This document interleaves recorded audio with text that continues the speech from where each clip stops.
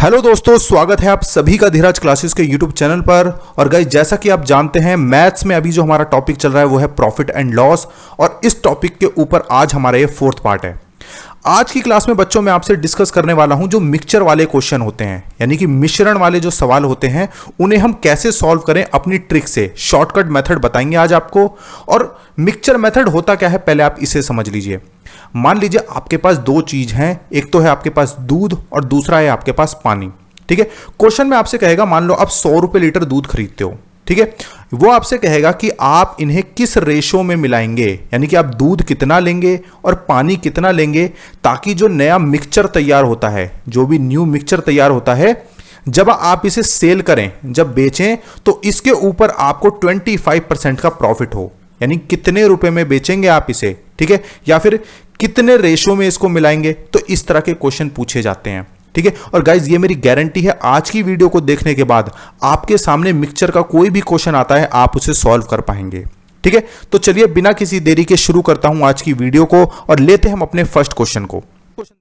आपके सामने जो सवाल है उसमें दो तरह के गेहूं हैं, एक जो है महंगा गेहूं है और दूसरा सस्ता गेहूं है। ठीक है, ये कह रहे हैं कि इन दोनों को आप किस रेशो में मिलाएंगे, यानी कि ये वाला गेहूं कितना लेंगे और दूसरे वाला गेहूं कितना लेंगे, ताकि जो मिश्रण तैयार होता है, जो नया मिक्सचर तैयार होता है, उसका क्रय मूल्य 6 रुपए 30 पैसे हो। तो इस तरह के क्वेश्चन को सॉल्व करने के लिए सबसे बेस्ट मेथड है हमारा एलिगेशन मेथड। ठीक है, एलिगेशन मेथड को पहले मैं आपको समझाता हूं कि क्या करते हैं हम। तो दो तरह की चीजें हैं। ठीक है, एक है आपके पास 7 रुपए 20 पैसे वाला गेहूं है और दूसरा है आपके पास 5 रुपए 70 पैसे प्रति किलोग्राम वाला गेहूं। ठीक है, जब इन दोनों को मिलाएंगे, ठीक है, तो जाहिर सी बात है एक नया मिक्सचर तैयार होगा और उसका रेट आपको बताया है 6 रुपए 30 पैसे। तो किस रेशो में इनको लेंगे, याद रखना, ये जो प्राइस होता है ये क्रय मूल्य होगा या फिर इन दोनों का औसत मूल्य होगा। ठीक है, तो कैसे एलिगेशन मेथड को यूज करते हैं, यहां पे जो नंबर दी गई है, ठीक है, यहां पे मैं लिख देता हूं A और इधर लिख देता हूं B और यहां पे मैं लिख देता हूं C। C है आपका मिक्सचर, तो बड़े में से आपको छोटे को माइनस करना है। A में से C को माइनस कर लीजिए, 7 रुपए 20 पैसे में से 6 रुपए 30 पैसे को माइनस करेंगे तो ये आता है आपका 0.90। इसी तरीके से इधर भी माइनस कर लेंगे, सिर्फ आपको ध्यान ये रखना है बड़े में से छोटे नंबर को माइनस करना है। ठीक है, तो 630 में से 570 को माइनस करेंगे तो आपके पास नंबर निकल के आती है 0.60।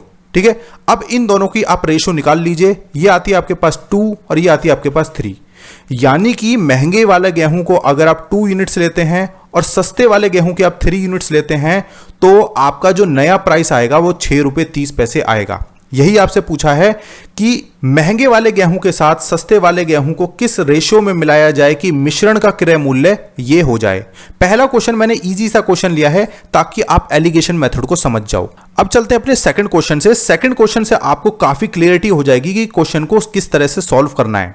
देखिए, एक व्यापारी के पास 50 किलोग्राम दाल है, जिसका कुछ हिस्सा वह 8% लाभ पर और बाकी 18% लाभ पर बेचता है। तो टोटल दाल है उसके पास 50 kilo.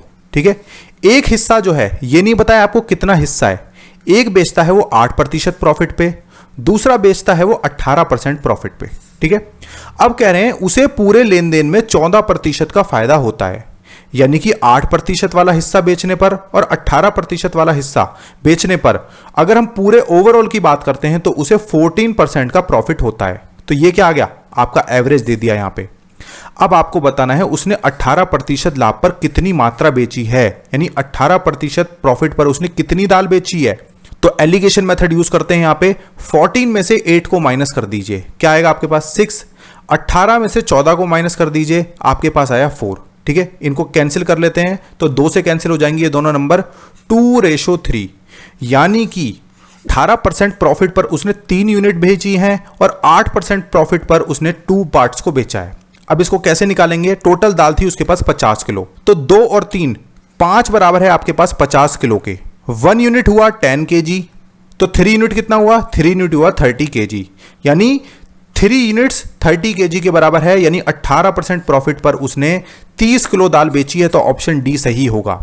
I think allegation method को अब आप समझ गए होंगे कि एलिगेशन मेथड होता क्या है। ठीक है, चलो अब लेते हैं अपने नेक्स्ट क्वेश्चन को, थर्ड क्वेश्चन को। गाइज अगर आपको मेरे मेथड्स अच्छे लगते हैं तो प्लीज लाइक जरूर किया कीजिए और प्यारा सा कमेंट करके जरूर बताइए। ठीक है, चलिए थर्ड क्वेश्चन को लेते हैं हम। व्यापारी के पास 100 किलोग्राम चीनी है। ठीक है, एक ट्रेडर है, उसके पास 100 किलो चीनी है, जिसमें से वह कुछ भाग 12% लाभ पर बेचता है, 12% प्रॉफिट पर बेचता है और शेष 8% हानि पर बेचता है। पिछले वाले क्वेश्चन में आपको दोनों प्रॉफिट दिए थे, यहां पर आपको एक हानि भी दी है, तो हानि यानी लॉस को हम लिखेंगे माइनस में। ठीक है, पूरे लेन देन के दौरान उसे 4% की हानि होती है, तो लेन देन के दौरान उसे -4% का लॉस होता है। ठीक है, तो एलिगेशन मेथड हम यहां पे यूज करने वाले हैं, यहां से आप इसको माइनस करके निकाल लीजिए। बस ध्यान आपको रखना है, बड़े में से आपको छोटी नंबर को माइनस करना है, 12 में से माइनस करना है इसको, तो -4 माइनस होगा यहां पे। ठीक है, समझ रहे हैं आप, 12 में से माइनस करना है जो भी ये नंबर दिए, यहां पे मैं माइनस का साइन लगा देता हूं, तो माइनस माइनस हो जाएगा प्लस, और 12 + 4 ये आ गए आपके 16। इसी तरीके से यहां पर बड़ी नंबर कौन सी है, यहां पे -4 या फिर -8, तो माइनस की जितनी छोटी नंबर होगी वो बड़ी होगी। ठीक है, तो -4 में से माइनस करेंगे हम माइनस के 8, तो माइनस माइनस हो जाएगा आपका प्लस का 8, माइनस के 4, प्लस के 8 में से माइनस के 4 गए, तो ये आया आपका 4। रेशो बनता है आपका 4:16। आप इसे सिंप्लीफाई कर लीजिए, 1:4 आ गया। ठीक है, तो आपसे पूछा है 8% हानि पर बेची गई चीनी की मात्रा आपको बतानी है, तो रेशियो आया है आपका 1:4, तो उसने 4 यूनिट बेची हैं 8% हानि पर। ठीक है, तो 4 और 1 टोटल कितना हुआ, 5। 8% लॉस पर बेची हैं उसने, 4 भाग बेचे हैं, इसकी मल्टीप्लाई कर देंगे 100 से। 100 से क्यों, क्योंकि उसके पास जो चीनी है वो 100 किलो है, तो निकाल दीजिए 100 का 4/5, यह आएगा आपका 80 किलो। यानी उसने 80 किलो चीनी 8% हानि पर बेची है, और फिर कितनी चीनी उसने 12% प्रॉफिट पर बेची है, जाहिर सी बात है शेष जो चीनी बची वो आपके पास बची 20 किलो, यानी 20 किलो चीनी उसने 12% प्रॉफिट पर बेची है। ठीक है, एलिगेशन के जितने भी टाइप हो सकते हैं सारे आपको इस वीडियो में कराए जाएंगे। ठीक है, चलो फोर्थ क्वेश्चन आपसे पूछते हैं, 60 रुपए प्रति किलोग्राम की चाय के साथ 65 रुपए प्रति किलोग्राम की चाय किस अनुपात में मिलाई जाए कि मिश्रण को इस रेट पर बेचने पर 10% का आपको प्रॉफिट हो। समझ रहे हैं, तो एलिगेशन मेथड ही है, दो चीजों को जब मिलाया जा रहा है और नए मिश्रण का आपको रेट दिया है, लेकिन यहां पे एक चीज समझने वाली है कि मिश्रण को इस रेट पर बेचा जाए, तो ये आपको क्या दिया है, ये सेलिंग प्राइस दिया है। यहां से हमें क्या निकालना पड़ेगा, यहां से हमें कॉस्ट प्राइस पहले निकालना पड़ेगा, तभी हम एलिगेशन मेथड लगा सकते हैं। ध्यान रखना, जो भी हम इस तरह से सॉल्व करते हैं ना, तो यहां पर आपका कॉस्ट प्राइस आना चाहिए, ना कि सेलिंग प्राइस। तो हमें इसे सॉल्व करके पहले सेलिंग प्राइस से कॉस्ट प्राइस निकालना पड़ेगा। तो आपको तरीका पता ही है, फॉर्मूला मैंने आपको याद कराया था, सेलिंग प्राइस इनटू में 100 अपॉन में 100 प्लस में प्रॉफिट परसेंटेज। तो सॉल्व कर लीजिए, सेलिंग प्राइस आपको दिया है 68.20। ठीक है, इसकी मल्टीप्लाई करेंगे हम 100 से, 100 प्लस प्रॉफिट कितना है 10, तो 100 प्लस 10 110 हो जाएगा।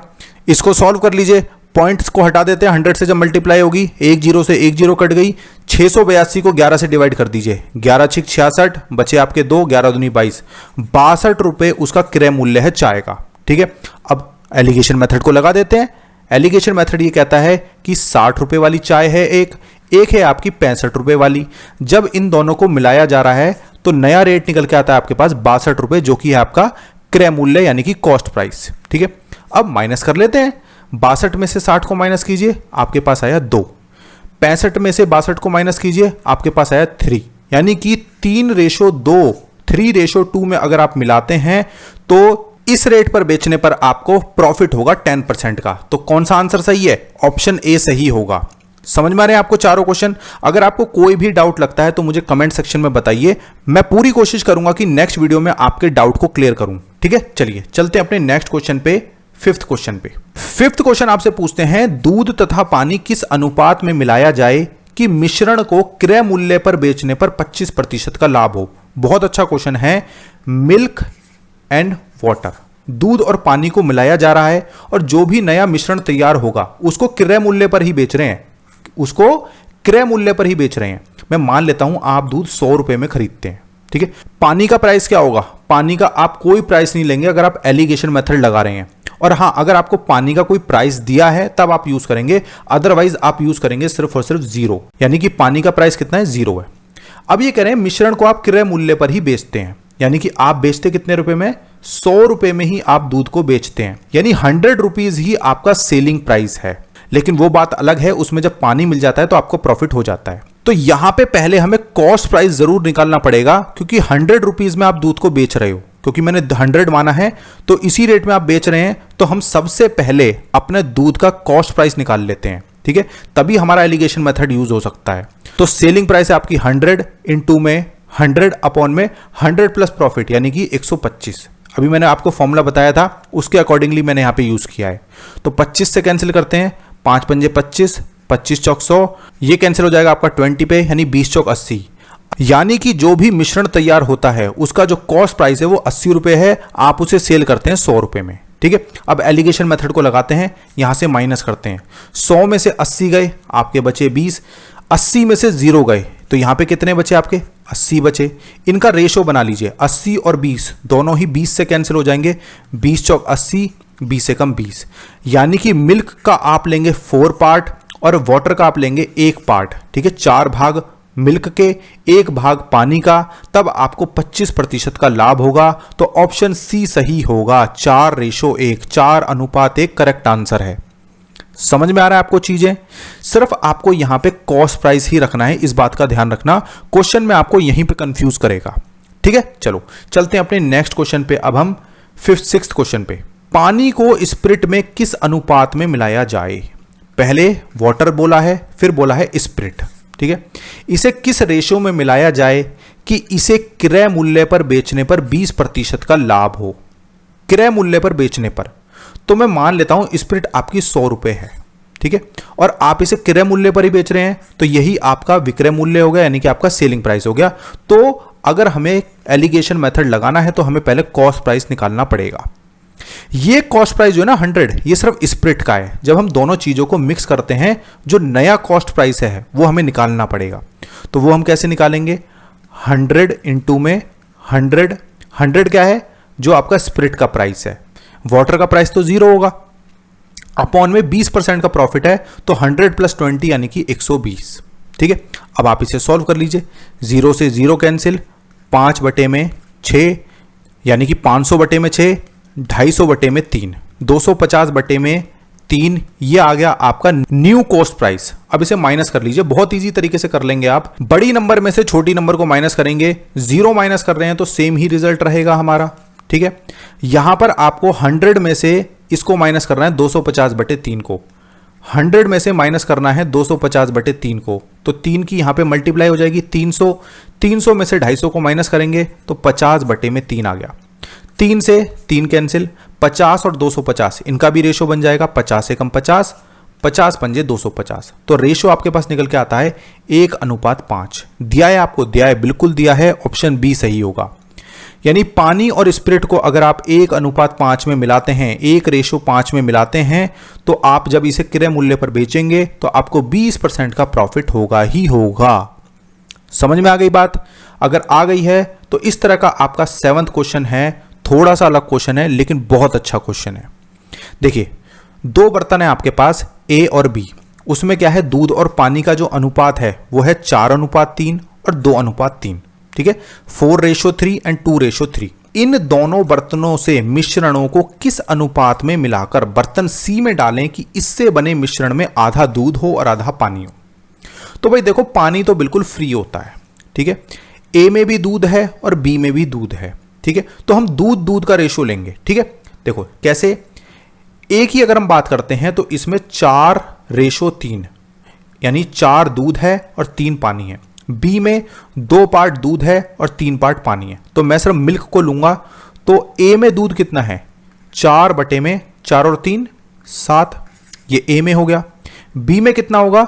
2 बटे में 3 और 2 5, ये बी में हो गया। इन दोनों बर्तनों से मिश्रणों को किस अनुपात में डालकर बर्तन सी में डालें कि इससे बने मिश्रण में आधा दूध हो और आधा पानी हो? तो रेशो क्या है?